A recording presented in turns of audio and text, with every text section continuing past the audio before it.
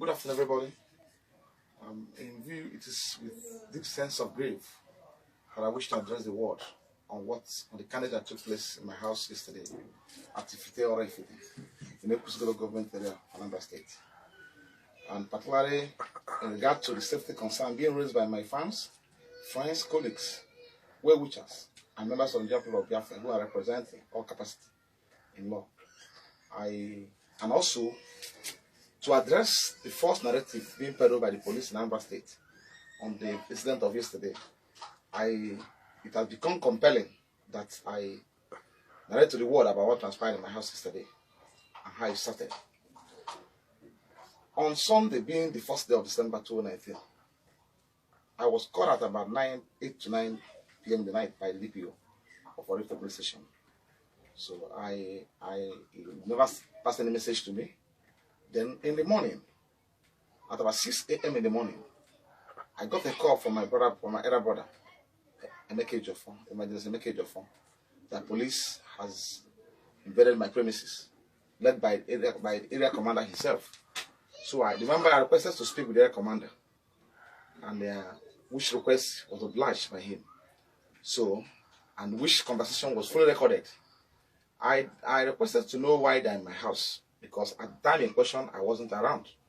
So they said that they came to arrest one of my wards who participated in a local conflict. Then I ever demanded to see me, and I told him I went somewhere, but I was back probably around 10:30, 11 o'clock in the morning. That when I come back, I will come to the station to see him personally to find out what transpired, why he's in my house. So he said, okay, that would oblige me that request. But he emphasized that time is of essence. He emphasized that time is of essence, that I should keep to time.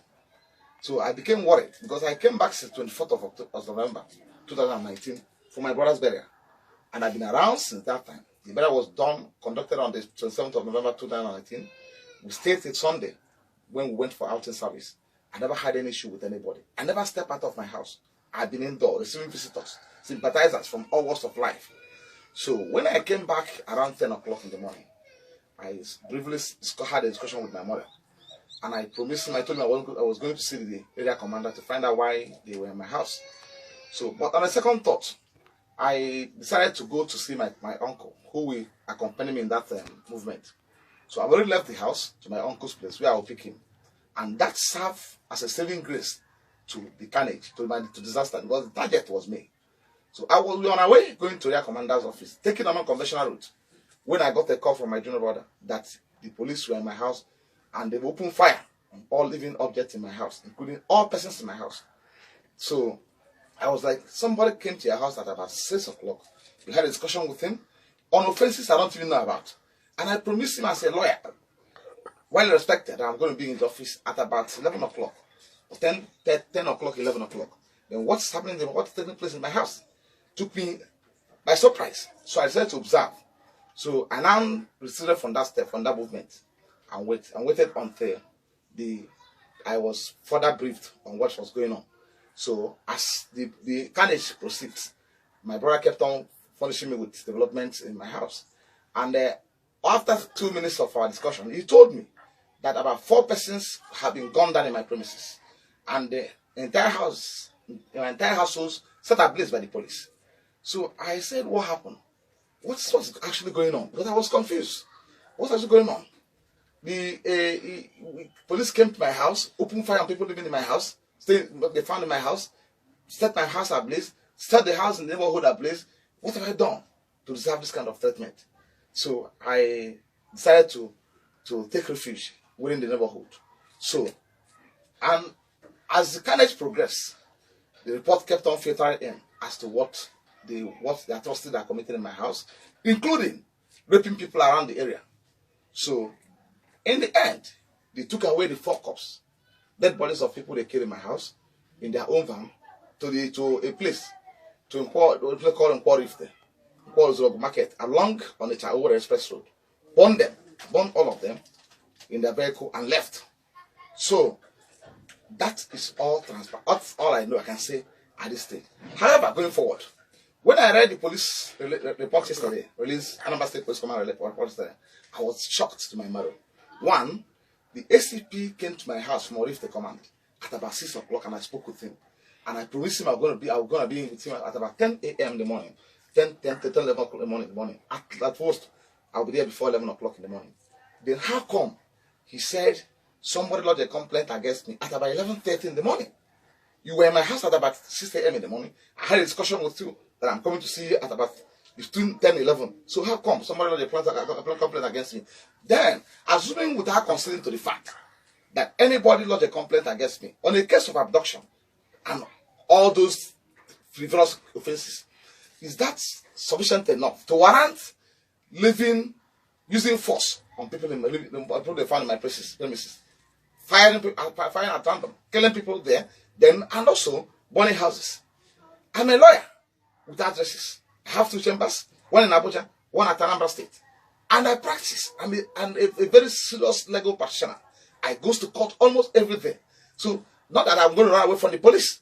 However, it's important for me to emphasize that Barrister Ejiofor has maintained more than 17 years unbroken relationship with the police hierarchy. They can attest to that fact at Abuja. They know me as a peace-loving man. They know me as a gentleman of the law. I relate to them in all capacity. I don't look for problem. I am not an enemy of the police. So why should such thing happen? However, I was also further informed on an investigation that people behind the carnage in my house were one, a controversial businessman in Orifte, who has built library in Castina, and also schools in Castina, that he has undertaken from the Fulani Caliphate, that he's the only one that will see to my claim. No matter any means he wants to use, that will seek possible for him. That was an assurance and a deal they reached. Because if the intention of the people coming to my house was to arrest me, they wouldn't have done anything. They would barely demand to see me. Or what case scenario, leave an invitation letter for me to come to the police. This is a person that has spoken with area commander in the morning before the attack incident. They will leave an invitation letter for me to come. Best what case scenario, they have many ways of getting at me. Even if I refuse to report as I was asked to come, they have many ways of reaching me. This is I can run away from the police because I know I have committed no offense to law. I've committed no offense to law. But the simple reason is because they are actually interested in getting me out of the way. They are actually interested in killing me. Because they've seen me, the government has seen me as a thorn in their flesh. Because I am defending the members of the people of Biafra and Nnamdi Kanu. Because they saw me that any place they arrest any of our IPOB, I will be there to get them out. And I've been in all courts with them. Abuja, Lagos, Abuja, Port Harcourt, Akwa Ibom, all over the places, Anambra State, Enugu. All over the places, I've been in court with them. And I've been defending them. Virtually all the cases I'm doing against them. Because IPOB are merely exercising their rights as constitutionally provided. So they are not terrorist organization. This terrorism tax on them has been effectively challenged in court of appeal, which has been had and awaiting judgment. So I don't know where I've got it wrong. So only a few days ago, I was told which case I'm preparing to go to, that two members of IPOB were gunned down by police at around Zuzor. This is a matter I was planning to go to before they come to my house. So I am calling on responsible government, international organization, EU, UN, US, and also UK, and also Amnesty International to get involved and investigate the carnage in my house. Because as I speak to you, I'm homeless as I speak to you. They burned down virtually everything. And furthermore, it's important to clarify that many people were killed in the process. Now, I learned that many people that were running inside the houses that were burned were killed, were burned down. So until when an access is given to people who will investigate what transpired in my house, we cannot be able to determine the number of people that were killed.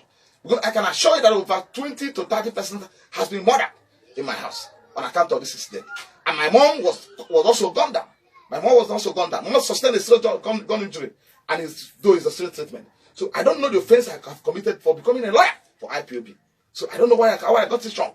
This is a person that has been at home since Sunday, 24th of November, 2019, till Sunday, 1st of December 2019, when we went for outing service. So I'm calling on MBA also to intervene. I'm going to do a petition. I've already made a contact with the MBA local chairman of MBA Abuja branch to take it up. But I don't know what I've done. My life is at stake as I speak to you. Because the intention of their salads is to kill me. Nothing more. Thank you very much. Thank you very much. So I want this matter to be speedily investigated. Speedily investigated. Speedily investigated. Thank you so much. Furthermore, it's important to pass this message to the whole world that if my house will be attacked in this manner, done by the police in conjunction with the military, it shows that there's nobody in the southeast region who is saved. Those are the means. If my house can be attacked in this manner, and people gone down in this manner, that shows that there's no southeast person, there's no southeast who is saving the hands of the security agents. Right. It's also important to emphasize, no policeman corpse was found in my premises. Because I forgot to say that. Then their vehicle was not found in my premises. Nobody was killed. No police was killed. They took the corpse of the people they killed. The civilians, they were killed in my house to the expressway, burn them down, and also burn the vehicle. So I am very, very familiar with the workings of the system. Very familiar by virtue of my relationship with the police. I know that if at all that the police is actually investigating those frivolous and small criminal allegations against me, what they would have done in the first place. Thank you so much. It's finished.